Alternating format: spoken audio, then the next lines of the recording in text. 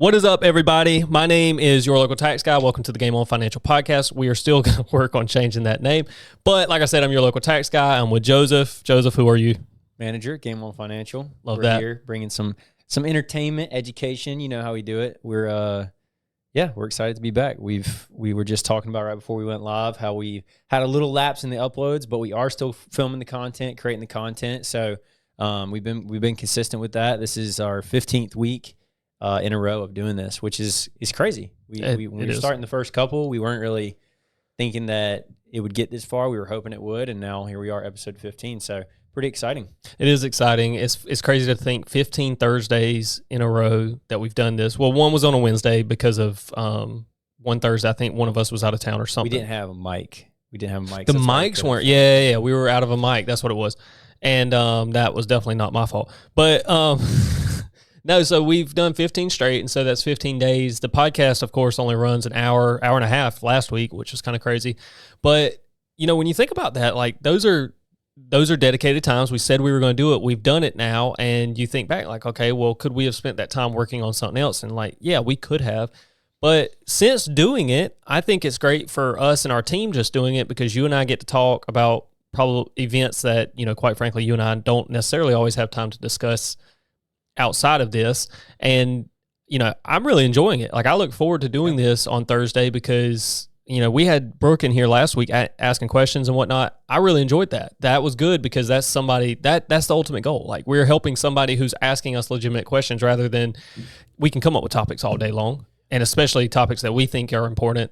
It matters because we have insight that others may not. But still, it's fun being able to help people. And, you know, we're getting to the point where I feel like we are. YouTube numbers are going up, even though we haven't posted in 3 weeks. I mean, they're still climbing. It's fun. Like, I enjoy the content side of it. I wish we would have been doing this sooner. And not to mention, I mean, there's certain things maybe we wouldn't talk about just because of time constraints, but we do talk a lot off camera too. So putting some of that on camera, I think is good just to, you know, build that kind of brand around what we're trying to do and who we are and all that good stuff. So yeah, I'm with you. I enjoy it. It's been fun. Well, kick us off. What do you got? Yeah, no, I mean, just news of the week stuff. We talked a little bit about last week, how we had a hurricane here last week. That was kind of crazy. And then it was Labor Day weekend. So I was out Monday. We had people out Monday. So a little bit different week, 2 weeks in a row now. But yeah, we do have some stuff to talk about, some new stuff. I'll just kick it off. We have 3 or 4 things that, you know, we figure we bring to light. Starting it off with a couple things with Kick. So, well, I say Kick and Steak, which we talked about last week. Just basically Kick updates in general, right? They're rolling out stuff. Seems like every single week. A lot of updates for what they're doing with their mobile platform, which is obviously how a lot of people consume live streaming content. So it's really important to have those updates on mobile. A lot of the times, I think the websites that have failed in the past, live streaming platforms that have failed in the past, didn't consider mobile as well. So they're doing that. They're doing a lot of mobile updates, some mobile live streaming updates as well, which is super exciting over there at Kick. Yeah.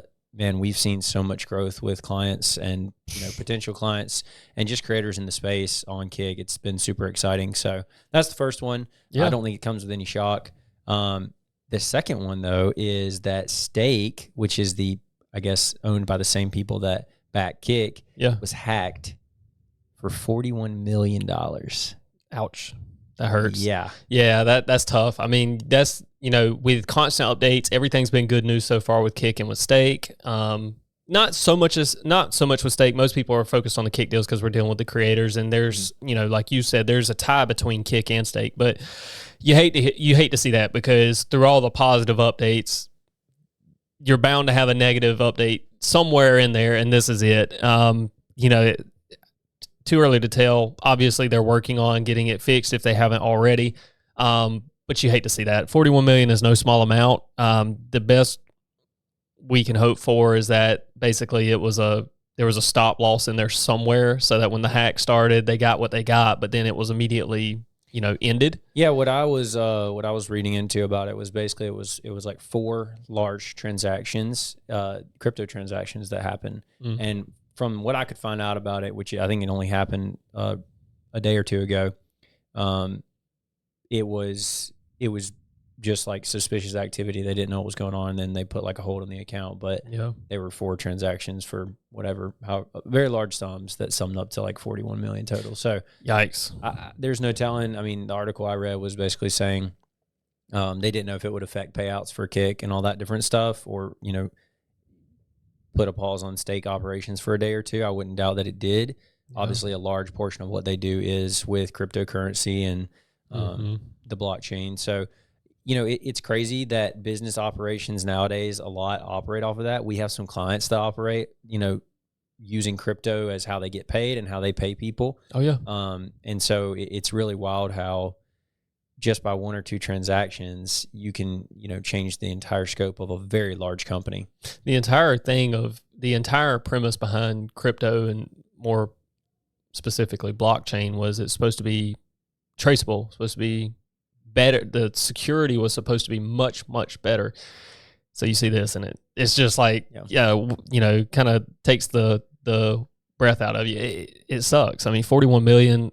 That sucks. If it does impact our stake, our creators who are signed with Kick, who also have a stake deal or whatever, you hate to see that, just because Kick is trying to do a good thing. Stake is what it is. It's a gambling platform. So I don't know that they're out to save the world necessarily, but Kick, related to stake, it's hard to believe that they're not going to be also affected by something like this. And Kick is truly, like, they pay out literally every penny. The reason for the 95-5 split, I heard Eddie saying this, the 5 that's remaining literally pays for like processing fees and stuff like that. Like they're not making money off of this. It's literally netting zero. Right. So, you hate to see this, because when you're netting zero and then get robbed for 41 mil, that hurts. Now, especially when they just signed all these creators, and I know they're in the works to sign more. So, you hope that, like you said, that doesn't put a pause on anything related. Yeah. I think Kick's doing great things. I think it's been great for the community. We've seen people that have started off there and done well, and we've seen people that have transitioned there and done really well. So exciting stuff with Kick, and bad news for the hacking situation. Yep. What else we got? Sadly, in today's day and age, that is very common. Yeah, in business, there's people that are getting hacked all the time. It's unfortunate. Keep your stuff safe. Don't send any document with your social security number through email, please, or Discord. Please do not do that. Please do not type it. Do not text it and send it to somebody. Every new client we have, I do an onboarding for. I have to tell them, do not. I'm adding you on Discord. Please do not send me anything with your social on it in Discord, please, because next thing I know, whatever. Which I think Discord is somewhat secure. That being said, Servers on Discord can get hacked the same way, so you got to be careful. So next on the list is similar to updates with Kick, is YouTube updates. We got 2 substantial YouTube updates, which they're obviously constantly updating things in the background. But these more so are related to our creators that work with YouTube, and then just the live streaming and content creation world on YouTube. Yeah. Which obviously is what we do and work with every day. And the first one is basically community guidelines update, where they came out and said there's basically going to be now, they're not removing any of the actual community guidelines penalties, but there's going to be a warning system now in place where pretty much you're not just going to be instantly, banned or nothing's going to happen instantly to where you can't go on the platform. Yeah. You're going to be warned first on whatever it is that you broke on the community guidelines. And most people probably listen to this might be like, well, that doesn't really seem like a big deal, like whatever. But for our creators who maybe their entire income revenue stream is based off of them live streaming on YouTube, to just get shut down one day and not be able to, and then not really know why, that's huge for them, right? And we've had this happen not just with YouTube, we've had on this other happen platforms, on other platforms, Facebook. Yep.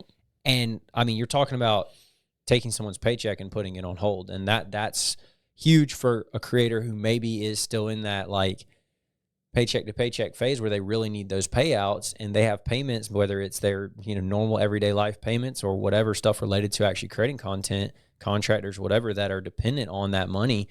And so a warning situation like this, while obviously if someone broke community guidelines, they should be they should get the penalty regardless, but a warning situation maybe in a way that they weren't expecting it. Yeah. They didn't know. A warning is huge, because now they have time to react off of that and either take the content down or not do it again, or whatever. Yeah, it really sucks because we've had clients, I mean, in the past, you hate to hear it because we've had clients reach out to us and say like, hey, can we pause the payment to you guys because we're not going to get a YouTube payout or a Facebook payout or whatever payout because of, some like DMCA or something like something that wasn't out of their control, really. and something in the two cases I can explicitly remember, it wasn't even like they didn't actually even do anything. They got reported for something they didn't even do, and it was like, I mean, they're on the Activision Call of Duty system, like you just instant ban to your payout, and then they had to go through a process. They didn't get their payout for like months. Discording people back and forth with people and that are trying to help them but aren't really helpful, and the support's terrible. And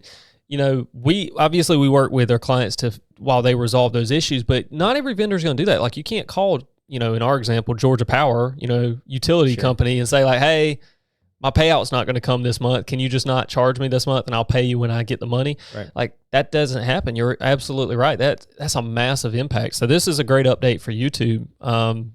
Cause that's a real killer right there. Like, yeah. And I mean, I know with the, like in general with YouTube strike system and just like, any kind of claim that goes onto a video, especially, that it can be pretty bad working with their support because now you're like going back and forth with them and it's hard to get a response and they basically just say, hey, this is what it is. So to get a warning on the front end of that where you don't have to end up going through that is huge. I mean, again, for normal people or people who don't use YouTube a lot, it's not a big deal at all. But for our content creators who are specifically on YouTube and that's where the bulk of their revenue comes from, it's big. Yeah. Go ahead. Well, I was going to say before we move on, you may have been getting to this, but the ability to manipulate mid-roll ads, I think I saw a lot of people were happy about that. So another cool update, very interesting there. Yeah, no, that was the next piece I was going to talk about. I mean, it's just like, again, to people who aren't in the space or don't use YouTube all the time, it might not seem like a big deal, but yeah, the new ad system basically that they're not really changing how ads work, but they're allowing more control over them. Yeah, that's awesome. I think,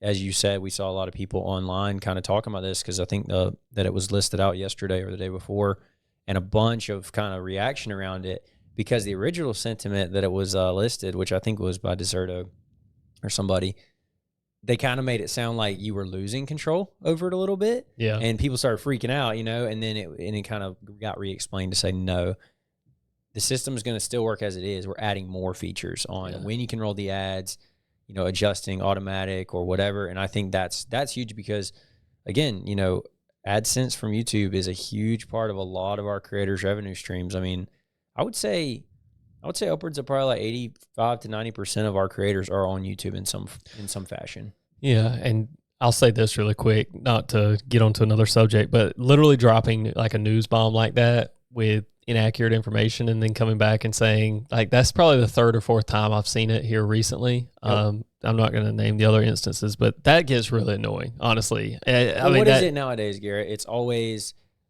I want to be the first to put it out. Right. I mean, so what happens? And I think that's what it's always been. It's just like, it's annoying. But now you have these people with Twitter at their fingertips. Yeah. It's way worse now. They see something and they put it out instantly without really thinking about it. And next thing you know, you have the whole community. I mean, me and you talked about a topic, and I can't remember now what it was, on a podcast. It's probably been a few weeks back, about something that came out to not even be true. Oh, I remember what it was. It was of FaZe buying, what was it? One of the orgs. Maybe it was Sentinels even. It was like, came out like FaZe was going to buy them, and it was like, that wasn't even true. It was literally just a rumor. Yeah. But like we talked about it, and however many other platforms talked about it.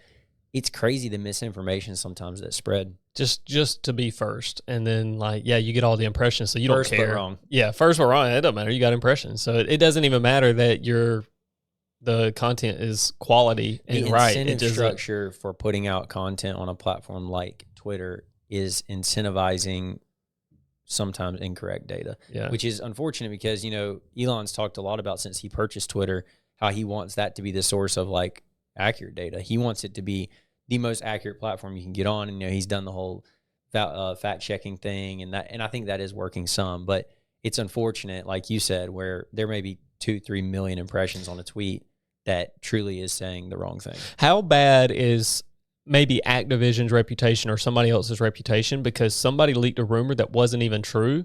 And Activision on their end is like, we never said we were going to do that, but you just assumed we were going to. It spread like wildfire. And based on what one person said, like Deserto or somebody, it doesn't have to be Deserto. I'm not hating on them, but they just dropped like, there's going to be 3 new Resurgence maps in Modern Warfare 3. Yeah. And then there's not. And Activision's like, we never said that. Like, what are you talking? Like, how can we get in trouble for something we never? And with like a large news outlet like Deserto, for the example we're talking about, just the sheer volume of news articles they put out, you're going to get one wrong at some point. Of course. Of course. But specifically in the context of, let's say, social media and Twitter, when tweets are going out instantly, they're reporting on the correct data. It's just the way that they put it out sometimes can be wrong, and then people just take it and run with it. But that's definitely an issue that we see a lot. And it'll always be an issue until the end of time, just based on who people are. Like if it's not them doing it. And again, I'm not hating on Deserto, but if Deserto's not doing it, somebody else is going to do it. It's just going to continue to do it or to happen. So what you got for me? No, yeah. I mean, just to turn it back to the original conversation with YouTube and the ad situation, I don't think enough consumers of content, whether it be live form content or long form, short form, realize how much ad revenue people are making. Yeah. I think people have an idea. We obviously get to see the behind the scenes and see that, some people, their whole living is as ad revenue on their videos. And this can be on any platform, even something like Twitch. But with YouTube specifically, because they're owned by Google and they have such targeted ads, and their system and how it works is so good, they have so much data to work with. Ad revenue is a huge part of people's careers. And I think this situation that YouTube just came out and updated this, it allows the content creator themselves to basically time when they do stuff accordingly. I think one of the things that came out basically was saying it would give you a notification that an ad was coming in 60 seconds. Yeah. Stuff like that's really cool, because I don't think most people, if they're true supporters of whoever they're watching, mind watching the ads. It's just when you're live on Twitch and you're watching, and then it pops up 9 of 9 in the middle of Final Circle, Apex game, and maybe it's middle of a game or oh something, my or even gosh. if the creator's just talking about something super interesting that you want to hear about. I think that's what people have an issue with. Dude, so it's infuriating. Yeah. And when I see 9 of 9, I click off. I know. I'm not staying to watch. And so not only is the creator not even getting the viewership on that ad, so they're not making off of it, but you probably don't go back to their stream, because for however long it would still pop up when you go back to them. When I go back, I'm going to get a pre-roll. So like before I can watch again, I got to watch an ad. Dude, if I get a pre-roll, it could be 30 seconds I'm clicking off. And that's terrible. It's really interesting though, because if you think about it from YouTube standpoint, when they're selling ads to people, because obviously Google wants people to pay them for ads. This is how it all works. They're trying to sell to these brands that are advertising, big companies, they're advertising on YouTube, that, oh yeah, this number of people are going to see it. That's how they determine whatever the CPM and all the payout is based on how much they can sell the ads for. Mm-hmm. They're trying to play both sides of the fence, because they want to sell the ads high so that they make the money on whoever's paying them to advertise on their platform. But then they also want to help out the creators like this to say, well, they'll be skippable, or we'll let you know they're coming, so maybe you don't have to watch them. And so they're playing both sides of the fence, to where the brands coming to YouTube may be like, well, we don't want them to be skippable, or we don't want them notified, because we want them to make sure they see it. Yeah. And so, I think it's interesting by YouTube, and really therefore Google, they're smart by doing this, because they're going to get more creators on their platform by doing it.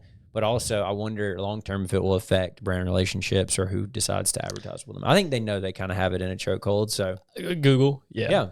Absolutely. I agree 100%. I mean, where else are you going to advertise for some of these large companies? I mean, people also don't watch TV like they used to. They watch YouTube now. Like it is what it is, and the ad spend is there. Yeah, the ad spend's there. I also think, like, to some degree, I want to point out, I will watch a YouTube ad. Like I'm probably not going to actually watch it, but like I'll sit through that. It is what it is, especially if like I'm watching a video, mid-video an ad pops up, especially after 5 seconds, I can skip it. Even if I can't, I'll still watch it. I'm supporting all that.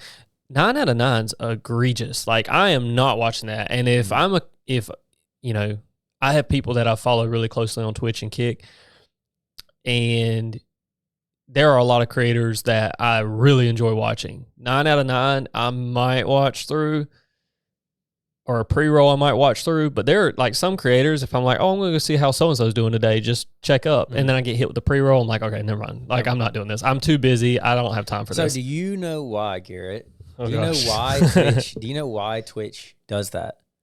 Do you know why that's their structure with so many in a row, and why it's like that? Yeah, I mean,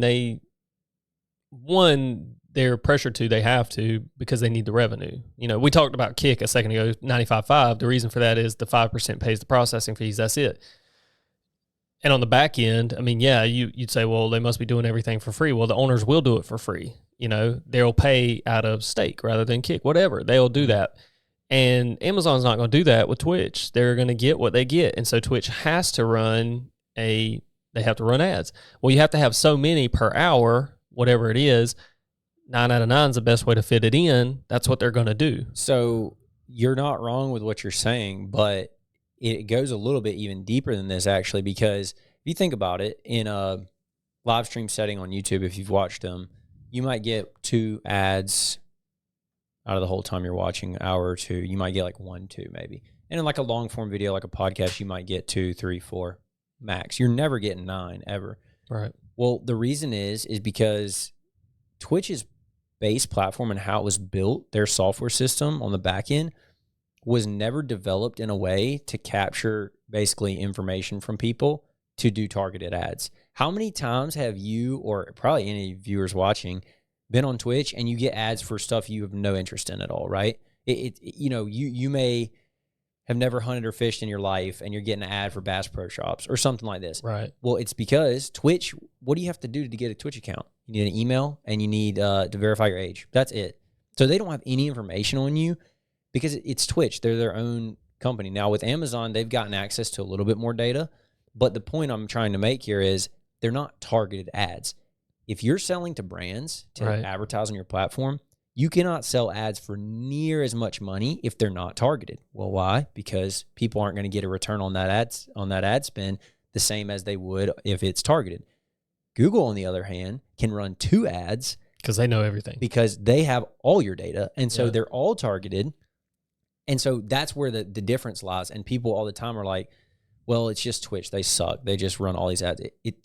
You said it. They have to, and they have to run 9 versus 2. It's the brute force approach. They just throw all 9 at you. They throw everything they got. Numbers. Yeah. If they're selling their ads for whatever, 10 grand per whatever, and YouTube selling them at 50 grand per whatever, they don't only have to run 2. Yeah, and it really, when you think about it, it makes perfect sense when you describe it that way, because Twitch wasn't built on discoverability. And that's why, because they don't have that information, they're not tracking what you're watching necessarily, or whose content you're watching, all that stuff. On a base level, they might be, but they're not tracking it to the sense that they're going to recommend somebody else that's like them. They have the recommended in the bottom. They give you the 5. But outside of that, like when you click on Twitch's homepage, it's not recommending for you, based on all your other data. It's just whatever is on the front page of Twitch. Like whoever has the most viewers at the time for maybe each category, I right? don't even know what the algorithm is, to be honest with you. Sometimes if there is one. I was about to say, I don't know. Yeah, you're right. I don't know what it is either. Yeah. So you're right. It's interesting, to say the least. I think it goes a lot deeper than people realize, because there is a lot that goes into why they're doing what they're doing. Yeah. All that being said, this is a W for our YouTube creators. And there's so many YouTube creators, so it's exciting. It is. You got one more update? Last news piece before we jump into our topic is Lord. Interesting, and I think we could probably do a whole episode on this. We're on Activision again. Yeah, we're on Activision again, but it's because they came out with a thing basically saying, and I'll read the tweet here, Activision will add real in-game voice chat moderation in Call of Duty. AI-powered detection will work in-game to listen and report rule-breaking issues automatically. That's a little scary, to be honest with you. Yeah. Now, I say we could probably do a whole episode on it, because I think AI is changing the way even our industry and the accounting industry works. Oh, yeah. But definitely in the content creation world. And this is so fun to think about, bro. I really think we could run it back on the recordings from what year was Modern Warfare 2 released, the original. Gosh, Run it back on the recordings from there, because The AI wouldn't survive. The AI would be flagging everybody like, yeah, y'all are all gone. Yeah. All the servers are shut down. Yeah, everybody's gone. I wonder how truly it would work. Because I definitely think you would have some people that were getting banned incorrectly. You know what? I'm going to put him on the spot. Jamarian, tell me that, have you ever in a Call of Duty lobby, have you ever gone over and above to let somebody know they suck at the game? Yeah, absolutely. Yeah, absolutely. Okay. I can definitely say I have. Yeah. I was about to say, definitely say I have. Just so I want to point this out. Joseph, most of the time when we get in, you're older now, more mature. Instead of targeting, anybody. I used to be immature? Anybody in the game chat, he just targets me now. He just tells me I suck. So it's not nearly as bad because I can handle it. But when I was playing Modern Warfare 2 like this last year, playing rank play, yeah, every time I queued in, whether I was playing with you guys or by myself, I would push the talk on, and I was muted in game. I wasn't talking. Right. Man, there were some times I would be in S&D. There was some kid last alive. I'm watching him. I just couldn't help it. I mean, I just couldn't help it. The whole round goes by. Dude hasn't moved out of spawn. We lose the round because he doesn't even plant the bomb. I just had to let him know. So at what point? So obviously anything, AI is going to be trained to target anything racist, egregiously derogatory, but at what point does it be like code words it puts in there? Yeah, it's got to be. But at what point, because like AI, for example, when you go into Jasper or something like that and you tell it to write an essay in a certain tone, it can do it. Can it determine by the tone of your voice that you are being I don't know, derogatory? Is like trolling or something, or just like messing around with friends? Can they determine?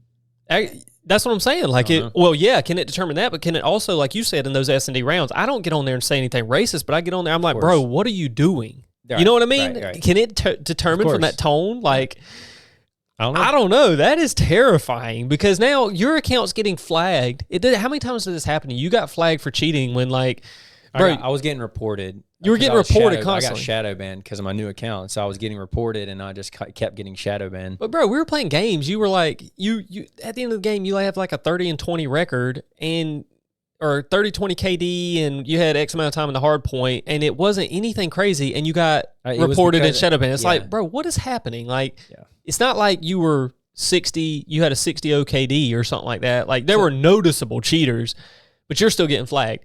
Activision can't even get that system down, and now they're going to introduce AI. So this is what it says. Call of Duty's new voice chat moderation system utilizes ToxMod, the AI-powered voice chat moderation technology from Modulate, to identify in real time and enforce against toxic speech, including hate speech, discriminatory language, harassment, and more. And this new development will bolster the ongoing moderation systems led by the Call of Duty anti-toxicity team.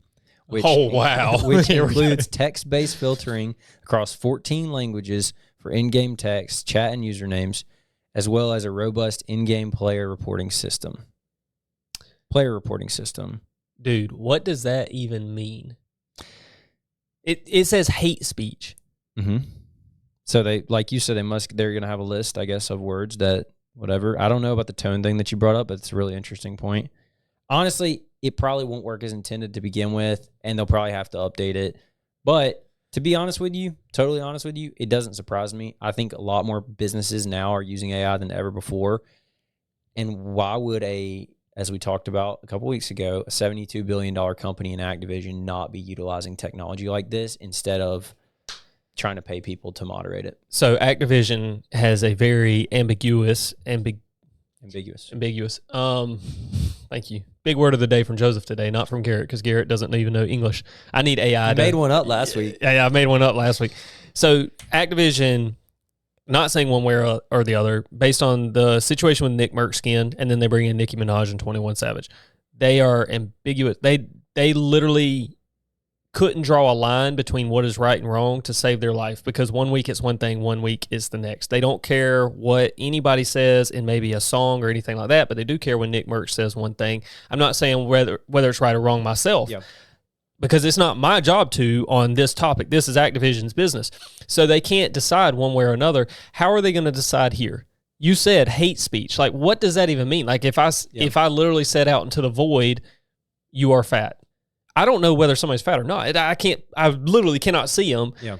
is that like, is that going to boom flag my account? What Are you're there saying different is there's a levels of this? What you're Like, saying is there's a level of subjectivity to it at some point. and I just don't know. Like that terrifies me because, like, yeah, I don't get on there. I really don't get on there and just like completely shit talk everybody. Like if I'm talking to y'all. Like I may talk to y'all and say, Joseph, you suck. We're not in game chat. We're talking in. We're in Discord. Yeah. But do you think that going forward? I mean, obviously there will be people who still play on console or whatever that maybe don't have the ability to not talk in game. But I think, could you see a point where people just stop talking in game altogether and that's how it is in Overwatch, because they record people's voices now, and it literally pops up in the bottom left of the screen every time you join a game, and it's like they're recording. So nobody literally talks in comp anymore. It's just quiet. Yeah. And wait, that's so a good that's point, Jay, what man. that's Like, been in there. Then that's been in a Blizzard game, Activision Blizzard Activision game. owns Overwatch. Yeah. Yeah. Okay, so I don't play enough Overwatch. I didn't know that was already in there like that. So they've probably been using a tool similar to this already. Probably. Okay, But so nobody talks. But it could have still been at this point where they just had the data there. Yeah. And then if someone got reported, they went and listened to it. Not necessarily AI was looking at it, but yeah, probably similar feature. That's a good point, J-Man. And yeah, I mean, I think that's a world where you get to is like if people are just scared to get banned, they're just not going to talk in game.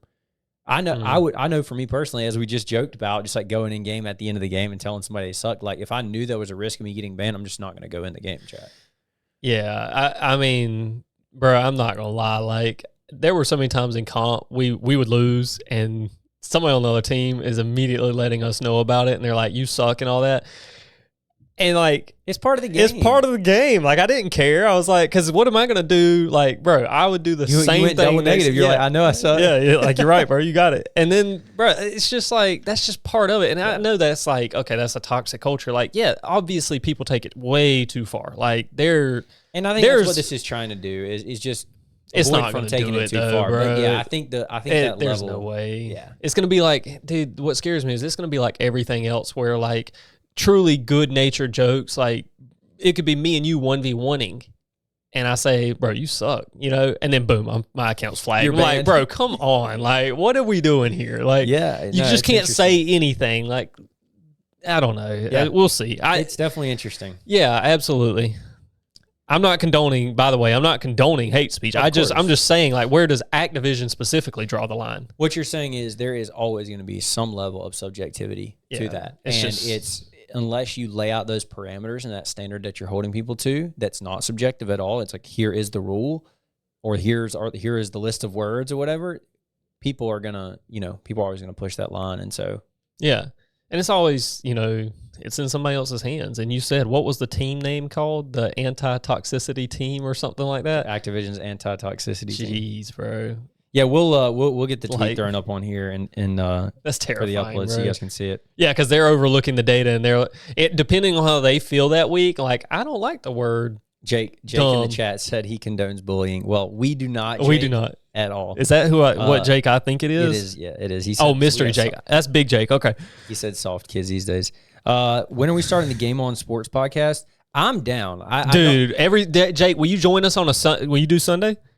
We might could do Sundays. Sundays? Yeah. Or I mean, you tell me. Saturdays It's are gonna be busy, Discord, not Saturdays. It's gonna be Discord format. It's gonna be chill, probably have a drink with you format. Yeah, no. Yeah, we're gonna be in there, and that's gonna be I'm down to do that though. that will not have the anti-toxicity team listening into that one. That one's gonna be much more relaxed, laid back. This is sports. We can't not get kind of heated. We should definitely do that though. I will Florida say fan Jake. on weeks that Alabama loses, I won't be on. No. You have to. It's going to be a requirement. I mean, it'll be every week for Jake because Florida might not win a game this year. Yeah, that's tough. So we have Florida fan and Jake, Alabama. I'm Georgia. I know I'm wearing Georgia Southern shirt. I know that. Get on that. Might just be us three. We've got it. Yeah, we got to get more though, and we need. It's got to be a thing where we're drinking. But obviously, we got to keep it somewhat private. I would vote for another Alabama fan on there. Of course, but, get Red in there. If you get Red, we'll get Harrison. So connection. So that's another Florida fan, and then Can I join? I think the limit's 4 people. J-Man, we need you producing that too. So yeah, J-Man, you're all. So by the way, on the production table today is J-Man B Taxon on Twitter. Go give him a follow. AKA J-Man the Boss. J-Man the Boss is finally back in the office producing now, so he can adjust audio. He's probably been cutting mine every time I try and talk because he's tired of hearing from me. But He's nodding his head over there. So we're glad to have him back. So shout out J-Man. But yes, J-Man, you're welcome to join that. Absolutely. I think for a podcast in general, though, like 4 is the max because you start getting more than 4, people start cutting each other off. Yeah, It's hard to even get a word in. So I think 4 is probably the limit, but I'm definitely down to do that, Jake. I think it will be fun. I love talking sports. That's a big passion of ours. Jake's already hit me with it. You're a bandwagon fan. Okay, so all right, let's keep on topic. This is not a come sports on, podcast. next So one. Jake, join us on Sunday, bro. For the topic of the week, we are talking about our ideal client, and we have talked about this topic a little bit before. That being said, I think it's an easy topic to circle back to at any point because it's something that's near and dear to our heart. When we're working with our clients every single day, we can pretty well say whether they're going to be a good fit or not from, I would say, a 30-minute conversation. Now, there is some situations where we might have to work with a client for 6 months to realize that they're not a good fit. Yeah. And those may be a little bit nuanced and harder to determine. That being said, I wanted to bring up and talk about the topic today because I think there's a lot of people out there that may follow us on Twitter or see some of our content and think, I don't know if I could work with them, or I don't know, who do they even service or whatever. Sometimes it seems super general to say content creator or gamer or esports athlete, whatever. Yeah. Who would you say is our ideal client at Game On Financial? Yeah. I think going back to what you said, it kind of begins, people look at it like, I don't know if I can work with them, this and that. There is a price component. The pricing component is almost the very minimum.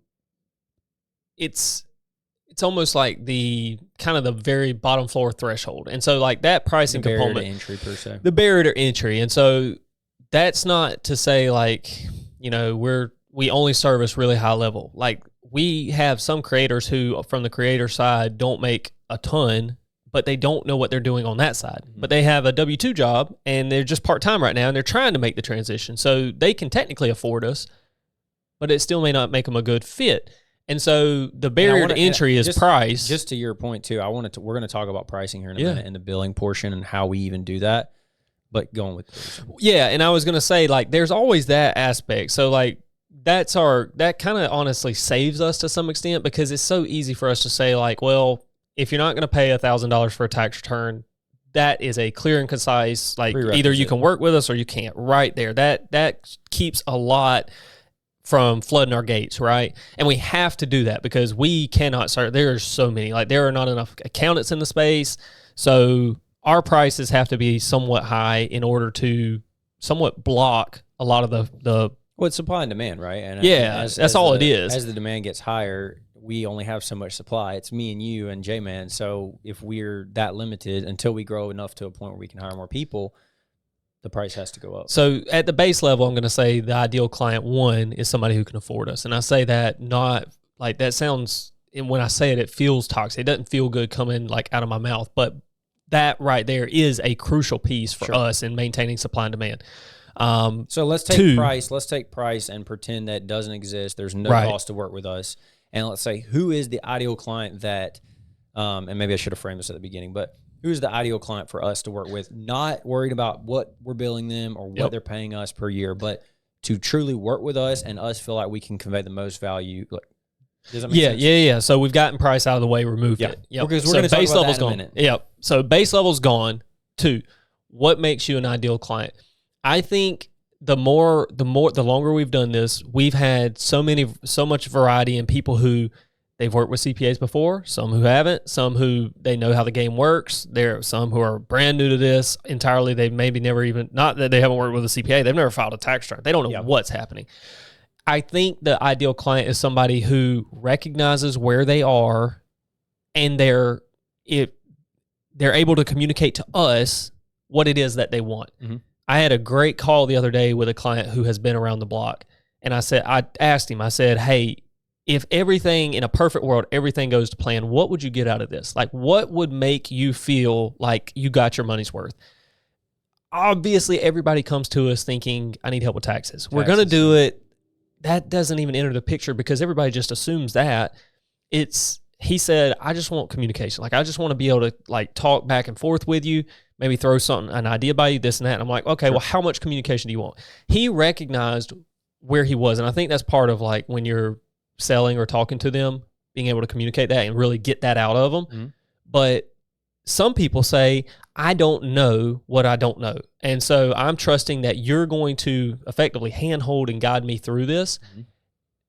That could probably be an ego check to some people, but to some people it's so relieving getting it off their plate and saying like, hey, look, you do it all for me. I'm like, okay, what does do it all mean? Let me lay out what I think it means for you, and then you correct me.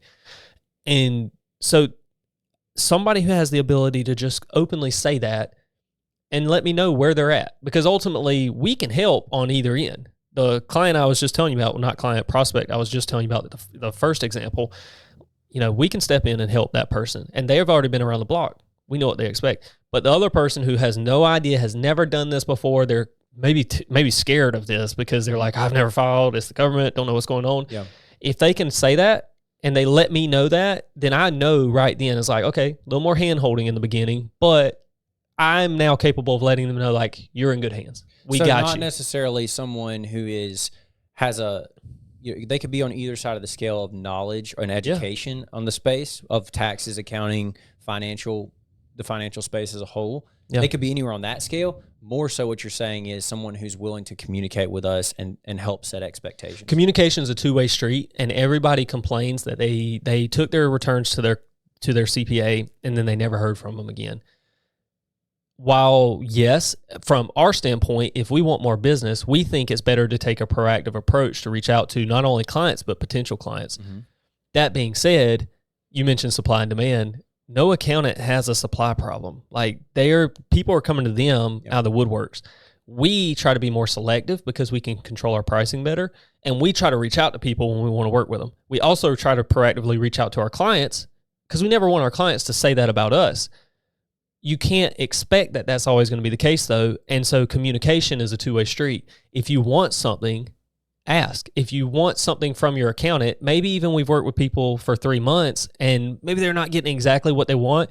If they would just reach out and say, hey, can we hop on a call and just talk through some things? Like, I was thinking it would be this, but I'm realizing it's this. Mm-hmm. We may be able to fill that void for them, mm-hmm. but we just don't know to. Right. So I would say our ideal client is somebody who is actually a good communicator. Mm-hmm. Just like in their eyes, I would think they would say their vision of a good accountant is somebody who's a good communicator, right? If we're communicating, how many times have we had, because we think it's a privilege, and it truly is for me a luxury to be able to work with the clients that we do, mm-hmm. and we get paid for it, but I love the fact that we get to do it. We have to do a lot of work for it, but we get to do it. And that's not lost on me. So I don't have a problem reaching out to clients. I hope they view it the same way with us. I hope they think, like, these guys are taking care of us. I feel good knowing that they've got everything covered, and they value that, and so they'll reach out to us when they do have problems. Most people, I think, they try and contact their accountant. Their accountant doesn't respond.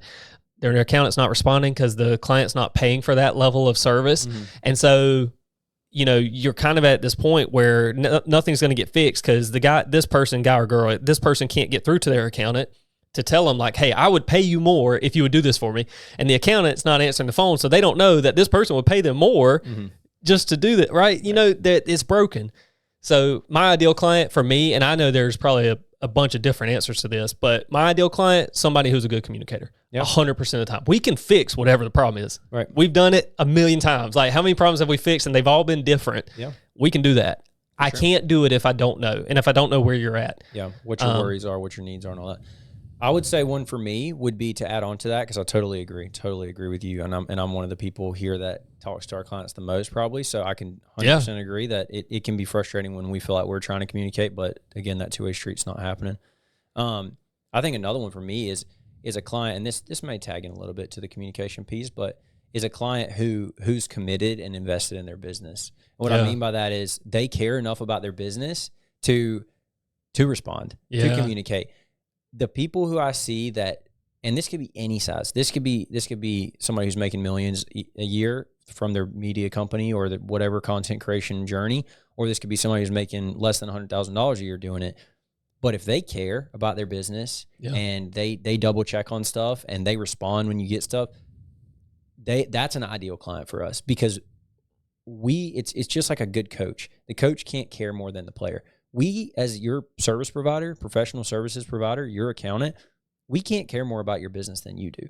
We can care more than you, but we have no power. It's your money, it's your business, it's all of these things. And so when I say that, I mean someone that comes to us that truly cares about growing their business, that cares about and they're invested in their business, that's going to be a client that we work well with, because we're just going to mesh off the rip, because I'm going to be able to tell, okay, me and you have something alike, which is we both want you to succeed. Yep. I mean, I agree 100% with that, because I think, you've come to me before and said like, hey, this client's books are caught up and we're in good shape, but I can't get them on the phone. I haven't talked with them. I don't really know what's going on.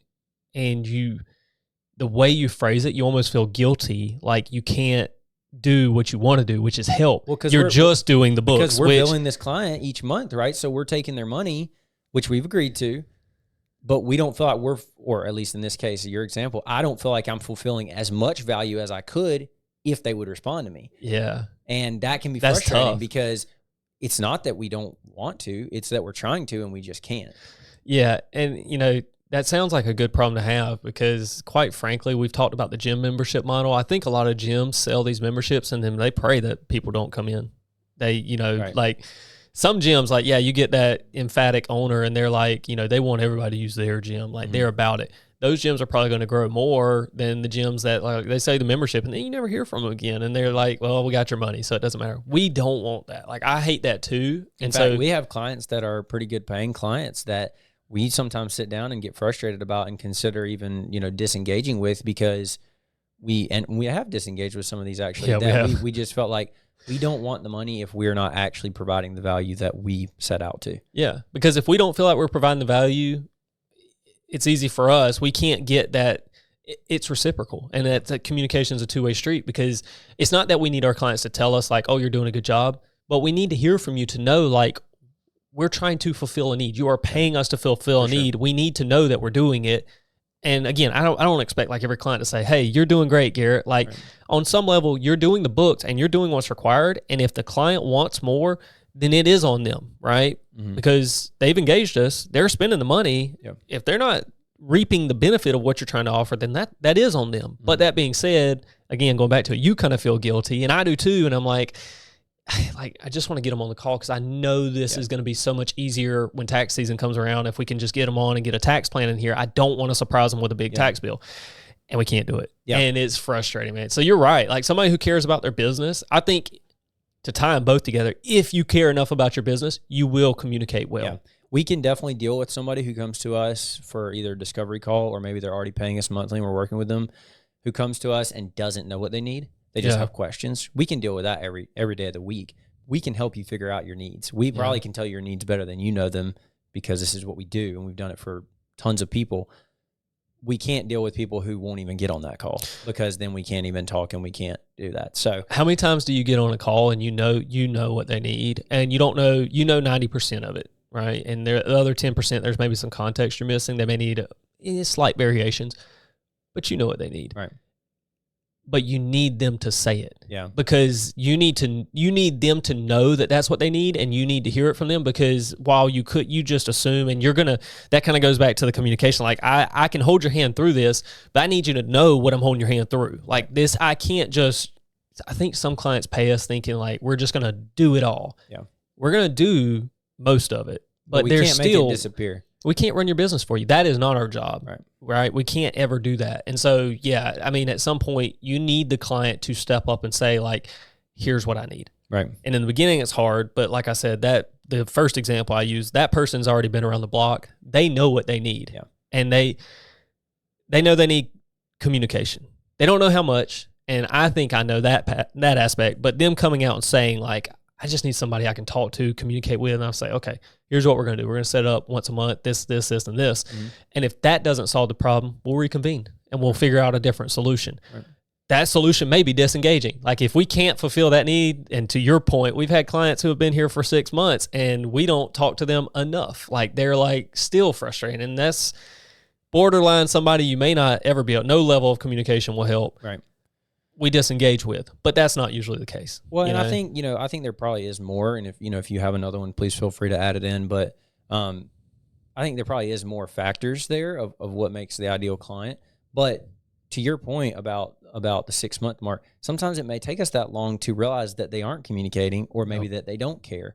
And I think that's where it can be tough, because people talk, and maybe at the beginning they're like, oh yeah, I'm good for a monthly call, I'm good for a quarterly, I'm good for, but then a quarter goes by and they don't. And so then we start to realize, like, okay, well, they just basically were saying that. And what this comes across is basically saying, like, we care more than the clients. But don't get me wrong, we have plenty of clients that fit this exact mold, and they care a ton, and they're on us, and we're right back there with them. And I think that's where we see ideal relationships happening, is when the client cares about what they're doing in their business, and they're willing to respond and get stuff back to us so we can do our job.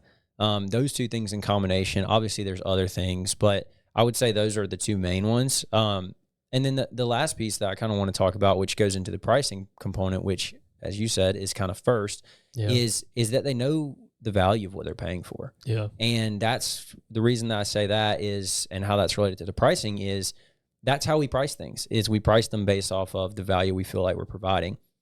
Now, there can always be disagreements there of the client doesn't value it the same price we do, and then maybe they're not the ideal client. But something that we pride ourselves in, I think, is pricing ourselves at a point that we feel fits the value that we're doing. And that's not a lot of professional services. I listened to a podcast this last week from a very popular person who I won't name, but and he said, basically, I hate the way that the law industry is set up on billable time, billable hours. Counting is very similar to that. Yep. And we hate it too. And that's why we don't do it. What do? We sit down probably quarterly or so, and we assess how much value are we providing in this package, in this package, in this package. How much is that worth? And we look at the market of kind of who's doing it in our industry or the surrounding industries, how much people are willing to pay and how much people aren't willing to pay. And we say, okay, we feel like we're providing about this much value, and that's how we set our pricing. Speak to that a little bit, Garrett, on how you feel that's changed our growth line, and then just like the model of our business and why we do it that way. Yeah. I mean, one, the hourly concept, billing on the hour, is faulty for a number of reasons. Tracking time, stuff like that. It's never exact, and you miss enough to where you're going to leave a lot of money on the table, because also disincentivizes efficiency. It almost makes us want to take longer on it so we can bill more, which is not ever how it should be. Yeah, and if you ever asked a client, like, if the client asks you, why is my bill so high, and you say because it took a long time, like, it's not actually a good thing. Like, that you're telling them like it took longer than maybe somebody else, and so they're like, well, who can do it faster? Who has a lower hourly rate? Mm-hmm. Just the system overall is bad, and so it changed a lot for us just in how we do things. Everything that we do here is based on incentives and trying to line that up with getting the maximum amount of efficiency out of us three in this room, right, and how we do things. Because quite frankly, I don't want a firm where we're working 80 hours a week. And I see Jake's questions and needing a therapist, by the way. I don't want us to work 80 hours a week unless we want to, unless there's a drive and a reason for doing it. And I want all of us to know what that reason is. And I want us all to agree to it. And I want us to all understand. And I just don't see that happening a lot. At other firms, when you're billing time, the incentive is just to bill as much time as possible. Mm-hmm. Get 80 hours on there. Doesn't even matter if it was good work. Doesn't even matter if you were working. Just put the time on the timesheet. Mm-hmm. And that's terrible, because you're just asking for problems.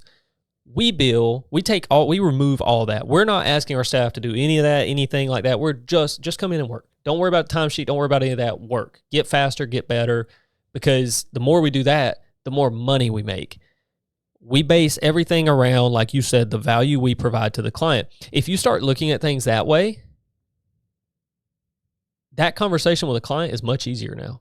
You start saying, okay, example one again, that communication that you want, how much is that worth to you? Right? Because we value it at $8,000 a year. Does that seem reasonable? And they'll probably say something to the extent of, oh man, I want to pay my other account at $1,000. Like, well, you got to think, we're having a monthly meeting. That's an hour of time, 12 months. That's 12 hours right there. We've already got a lot of work in this, and we haven't even started. Mm-hmm. We got 12 hours into this before we've even picked up a tax return. And being able to explain that to them, like, if you have a problem, just reach out. We're not going to bill you for a phone call. We're not going to bill you for 5 minutes here and, dock you for this time here and this and that. It's like, no, just call us, bro. Just call us. Let us know what the problem is so we can fix it. Now you can sell an end result, which is feeling good, feeling taken care of, fixing the problem yeah. rather than selling time. Yeah. Because if I'm just selling you time, you may or may not call me. Well, and the other important component of that you're talking about is all time's not the same. No. I may spend an hour on a call with a client explaining something 5 times that they don't understand. That's a super base level thing, something like payroll maybe, yep. or something like their individual tax return that truly isn't worth a lot of money. That's not the same time as me and you sitting on a quarterly call explaining somebody who has 4 LLCs, how they're going to flow into their personal, what the yep. tax rate's going to be 8 months from now when we don't even know the whole picture, and project all that data out and tell them all of these things that they really can't get anywhere else. Yep. That's worth a lot more. If you have a set hourly rate of $300 an hour, now you have people paying the same amount for those 2 conversations when they're 2 wildly different sets of value that the client's receiving. Yep. We saw an issue with that. And so to your point about it not being by time, we're trying to recognize what are the needs and how do we price the value that we thought we're providing? And the client can help us with that. To your point, you ask them, is that worth $8,000 to you? Maybe their answer is no. Maybe they're not an ideal client. Yeah. And we surely have some clients that are willing to pay that don't value us at what they pay us, but that usually doesn't go on for very long, because one of 2 things will happen. They'll let us know they don't value us at that and they'll leave, mm-hmm. or they'll ask questions like, I could get this cheaper somewhere else. Or to your point, why is it worth that? Usually once we explain it, they understand and then they don't ask again. But if it's ever the concept of, well, I could get this cheaper somewhere else, that's totally fine. That's totally fine. If you can, go for it. Our goal, and I wrote this down on our notes, our goal is not to serve everybody. And what I mean by that is, we said this a few weeks ago when we were talking about Activision, but if we try to serve everybody, we will fail, right? Yeah. Because we're going to be trying to do too much. And we talked about this last week when we were proposed with the idea of essentially having all services in-house, being accounting, financial advisory, agency, all these things. And while we do want to do that, and that's super exciting, we know if we started trying to do all these other things, our accounting would suffer, and our services and our clients we're currently serving would suffer. Yep. So we're not trying to serve everyone, mm-hmm. and we understand not everybody can afford whatever it is, $1,000 a year, $8,000 a year, our different price points that we have. You can go to the website, by the way, and check them out. We know that doesn't fit everyone, and that's that way for a reason. Yeah, I agree. I think when you look overall at when you're having that conversation with just another human, and you can tell in their voice, like they're kind of terrified about filing taxes, this and that maybe they've never done it before, whatever, and they've worked with another accountant who now they're questioning if that accountant even understood what they did for a living, right. and this and that.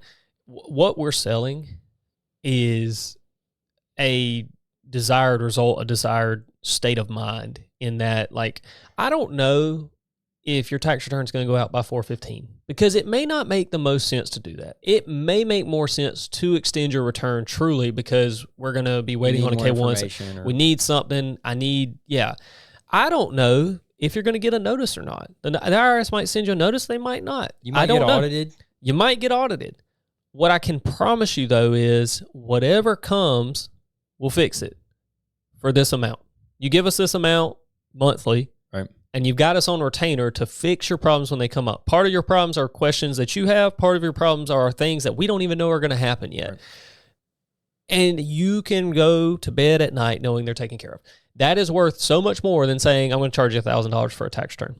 I will do that too, but you're just going to get the tax return, and you're not going to get that level of communication, these other things. Mm-hmm. If you bill by the hour, you just bill by the hour, and like, you may not even know, a client may literally withhold a problem from you because they don't want to be billed for something. Like, they don't want to be billed for a phone call. Which in essence will end up costing more time later on, and you're going to shoot yourself in the foot. If you're truly out to help people, charge, it doesn't have to be like necessarily a fixed rate. I would say, for example, you said an audit.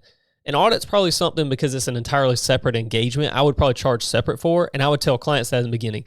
This $8,000 for the year is going to get you your tax returns. It's going to get all your questions answered. You're going to have support from both me and you, bookkeeper and tax support, and you're going to get help with IRS notices, anything like that.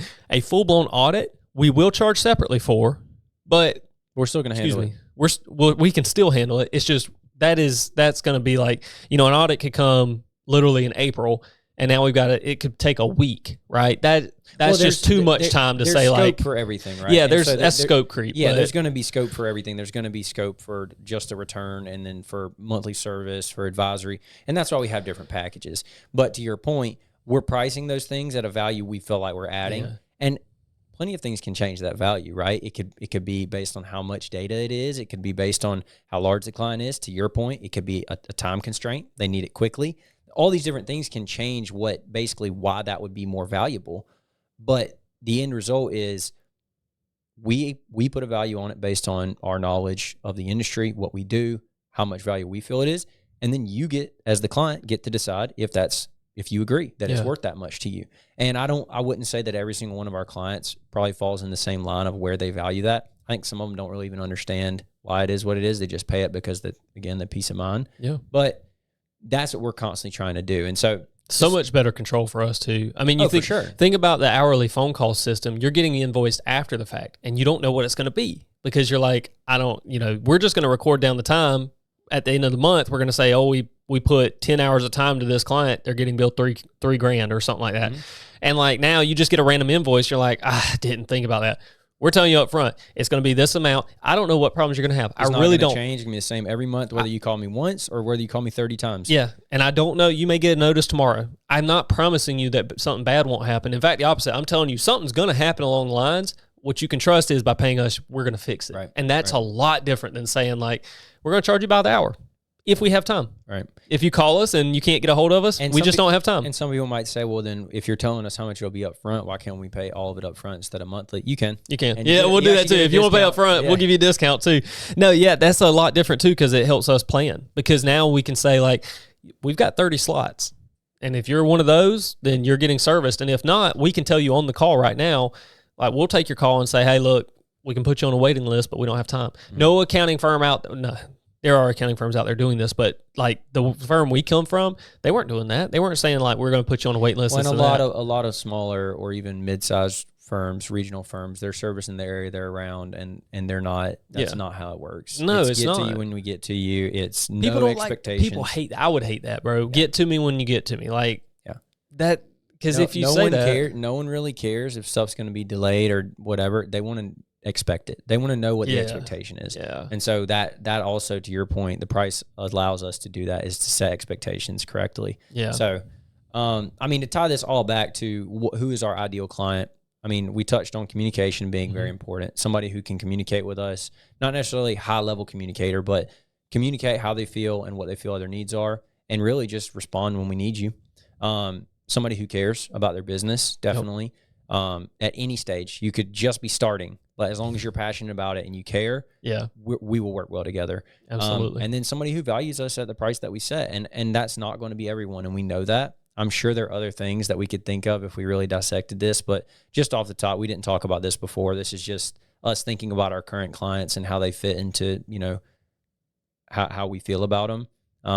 I definitely think those are three pretty important things. Yeah, it's crazy because, like, if you're looking at it from the client view, when we bring a client on board, like, to us, that's important. Like, those clients to me now, like, I'm going, if I wasn't already, I'm going, like, to support them on Twitch, YouTube, whatever. Mm-hmm. Even if we have a prospect call and they decide not to be a client, I'm still probably going to go follow them so I can follow up later. Oh, I've learned about a ton of creators I didn't know about through working at Game On. And it does mean a ton to us. Like you mentioned, the coach can't care more than the players. I think it's got to be equal. We bring that level of, like, passion just because, like, I truly enjoy it. And we just want to help people. And we just want to help. What did you tell me yesterday? You were like, we know that if we just care enough, we were having a meeting yesterday, and you basically said, we know if we just care enough and we try to help as many people as we can, the money will come.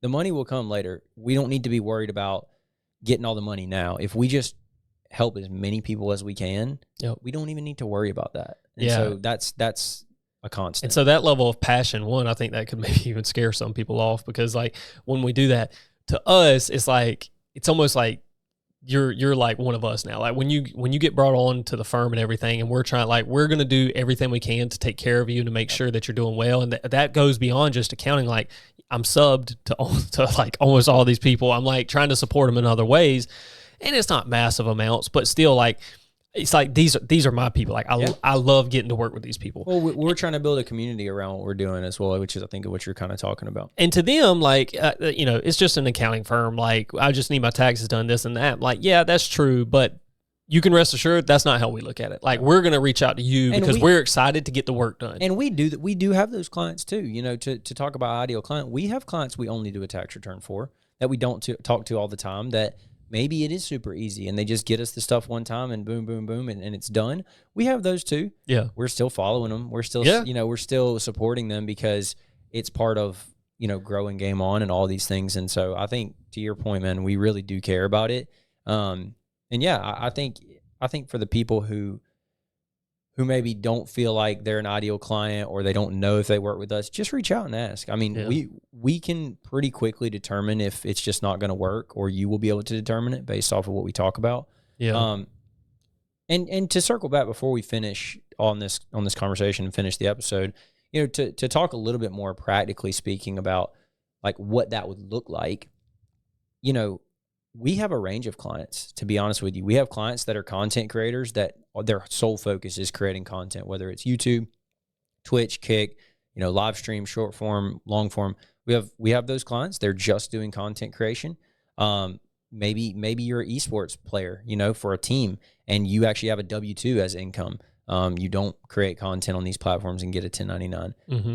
That's fine too. You probably have a lot of the same considerations that a content creator does, just in different ways. We actually work with some businesses in this industry that they're not creating content. Maybe, we have a few game development companies actually that are developing video games.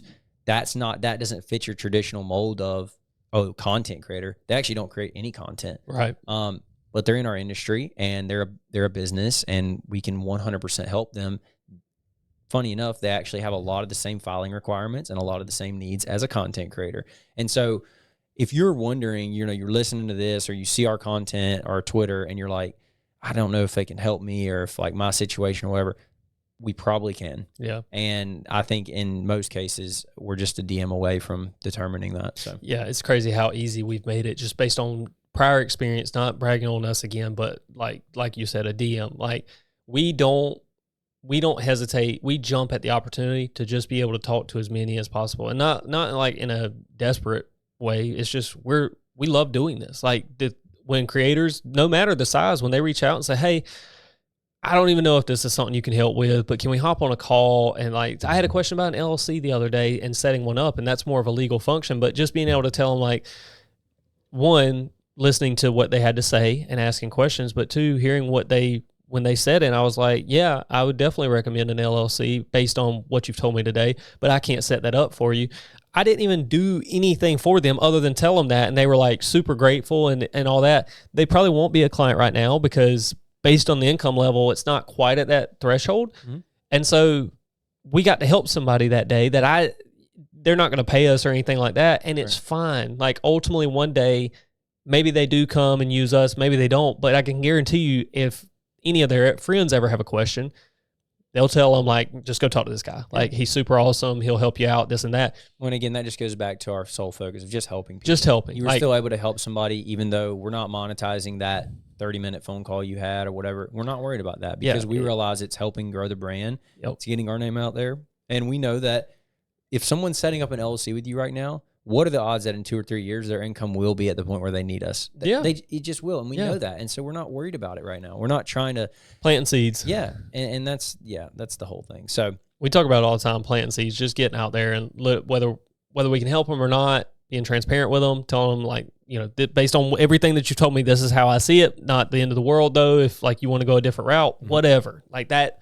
That's fine. Yeah. And being chill about it. I mean, a lot of what it is truly is we enjoy just getting our name out there because there isn't a lot of people doing this in the industry. And through the past year or so of working specifically on some marketing stuff, getting our name out there and now doing the content, we have come in contact with a lot of people in the industry, whether they're attorneys or other accountants in the space. And there really just isn't that many people doing it. And a lot of the content creators and even entities in the space and, whatever, they don't understand anything about this. We just brought on a client this past month who's a fairly large person in the space. Maybe we'll get him on here one day, but he does not know anything about it. He's been in the space for over 10 years. And it's just wild that from an outside perspective, this is a large creator who probably people think has their stuff together, and they don't have anything together. And that's why they came to us. And so it doesn't matter the size. It doesn't matter how hard you think your situation is. How often, Garrett, do we see people that are like, I have this bad situation, this and that, and it's not that bad. Yeah. To us, it's something we've seen 1,000 times. Yeah. So no matter how much you think you have this horrible situation, we've probably seen worse. I can almost guarantee it. Just 2 weeks ago, you just did 4 years of back tax returns for a client, got books caught up. I mean, we're doing those muddy situations sometimes. So, yeah, it's just an interesting topic I wanted to talk about because I think some people may be following that are unsure. It's always good to revisit. I don't think that ever stops. We never, because we'll make minor changes to what we do. We'll tweak things. We'll innovate as we go. But it'll always be a discussion of and we'll be open about it, always open and transparent about who is our ideal client. What are we trying to do here? And we'll make it public and let everybody know, this is what we're trying to do. Yep. Because we don't want anybody, to your point, thinking should I call them? Should I reach out? This and that. No, we're telling you now, reach out. It's smallest thing, reach out, and we'll determine that. We can't do it though if you don't let us know what the problem is. Yeah.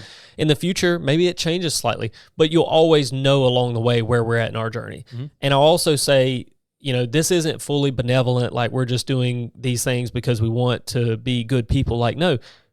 We've seen a lot of business growth, and I think that goes to me and you, how much we've talked about and said and stuck to, and our plan and saying, this is what's going to get us clients, and it has. And we've seen a massive uptick in how many clients we brought on and our revenue numbers, and I think the trajectory is even higher this coming year based on taking the same landmarks we had last year and those getting kind of blown out of the water. And then this year looking at oh man, we've got a lot of seeds planted. And I think there are a lot of people who they've reached out and said, hey, I need to get in contact and being in the DMs and all that. And then they don't ever follow through right now because they're not thinking about it, but they'll think about it in tax season. Yep. And all that goodwill we put in throughout the year will pay off for us. And that's getting the money later. Yep.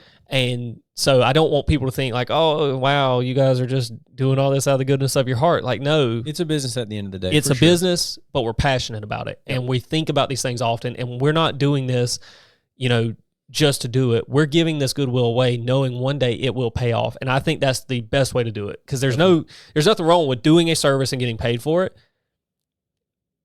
But if you can do it in a way where we're just providing free value. We'll throw out as much free value as we can. We know it'll come back to us one day. And ultimately, that's why we're doing the podcast right now is we want to hopefully educate people on this, give away free value through content. We want to be able to have content out that helps people that don't pay us.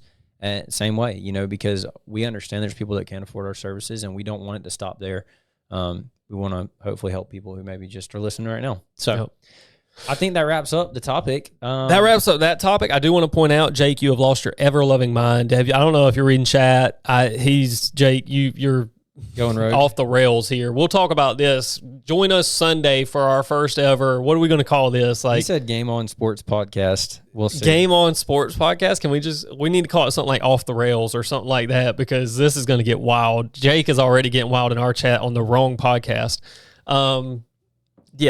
So Florida's not beating Georgia or Alabama this year. I just want to point that out, especially not by those. Not by those scores. That's not happening. Utah is a good football program. I do want to point out Utah looks good this year. The Pac-12 went 13-0 in week 1. That is wild. 13-0 Pac-12. We'll talk about it more on Sunday. Join us for that if you're watching right now. I don't know that we'll do it this Sunday. We need to put it on the slate though. It'll have to be like this one where we say we're just going to do it. And we're going to hop on no matter who else is getting on, and we're going to sit there and talk. And we'll do it over something like maybe Apex. I wish we could do it while streaming the football games live. Obviously can't do that for DMCA reasons, but no, we just need to get we need to make sure everybody has a cam on so we can have our cams on. Then just do it on. That's going to be a requirement. Yeah, just do it on Discord. Camera requirement. Have a drink. Jake, you got to have a camera if you're going to be on it, and it has to be a nice camera, high def, 4K. I don't care. It could be It could be a little webcam as long as you're on there. Game On Sports Podcast Potentially. coming soon. We're gonna do it whether you're on it or not. J-Man B. Taxon will be on it. Outside of that, do we have anything else, Joseph, we want to talk about today? Nope. Apex Champs going on right now. That's exciting. I've been watching that. Yep. World Series of Warzone next week. That's exciting. Oh, it's September next week? 15th. Wow. September 15th deadline for S Corp's partnerships is next week. That's pretty exciting because we're basically done with all of our tax returns for that deadline. And October 15th, which is individual extension deadline, about a month away. Also in really good shape for that. So that's exciting. And then October 15th deadline will be on October 16th, and we fly out October 18th for TwitchCon. Yep. So TwitchCon, if you're watching right now or you're watching on YouTube, we will be at TwitchCon. Please, please come by, say hi, let us know. We're not going to have a booth, but we are going to be hanging out. We'll be around. We'll be love chilling. to link. I hope we're going to be able to meet some of our clients there. And just be in the space. We're excited. We will be there we'll be in Vegas Wednesday, Thursday, Friday, Saturday, Sunday. And Monday. We fly out Monday? Yeah, Monday night. Yeah. We fly out Monday night. So we'll be there a long time. And so we'll have a lot of, not just TwitchCon, but outside of TwitchCon, a lot of, chances to interact with whoever.